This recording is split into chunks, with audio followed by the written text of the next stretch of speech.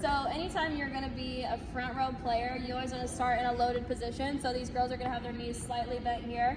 Another thing is you want to be about elbows length away from the net. So if the net was here, they would be having at least 12 inches here away from the net so that they're not ever going to be swinging into the net because we don't want to be in the net to lose a point here.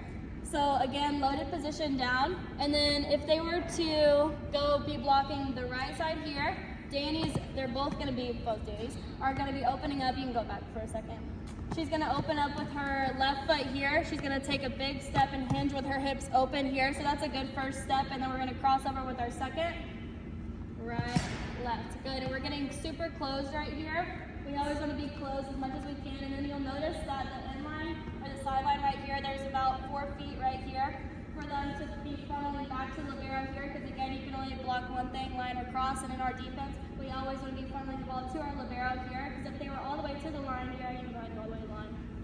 Then their hitters, their option right here is to swing cross, and then that's going to be going to our setter side, and that's going to take us out of offense automatically, so we're always going to be leaving the line open here, funneling to our libero here, so we can stay in our offense for as long as possible. Another thing is these girls are pressing really well right now, so they always want to be thinking about going over the net, not going super, super high. It doesn't matter if you can get this high over the net, you always want to be pressing over the net and think about reaching the ball before the hitter that's being set gets to contact it. Good. And into position? Good. So that's what you don't want to do. We want to minimize. Did that look pretty to you? No. Good, because it wasn't. So we're not going to be slingshotting each other across into our positions because that doesn't actually save any time. You just look silly. So instead of that, so go ahead and switch sides again.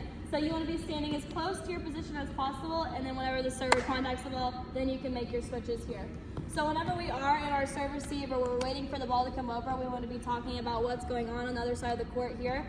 So a lot of times you'll see hitters have 2 hands, 2 fingers up, and then 1 thumb up here like this, like the girls. Oh, opposite. That's okay. That's okay. So this is signifying like what's going on the other side of the court. So this means they have 2 hitters and their setters up here. And if they were to change their hands, they're going to have 3 fingers up and then their thumbs down. This means they have 3 hitters active on front row and their setters down here. So recognizing this soon kind of helps your defense right here on the backcourt kind of understand what's going on and think that they don't have to pay as much attention to their setter, and then also your hitters can kind of figure out their priorities and figure out who needs to be taken care of as far as hitters and things like that on the other side.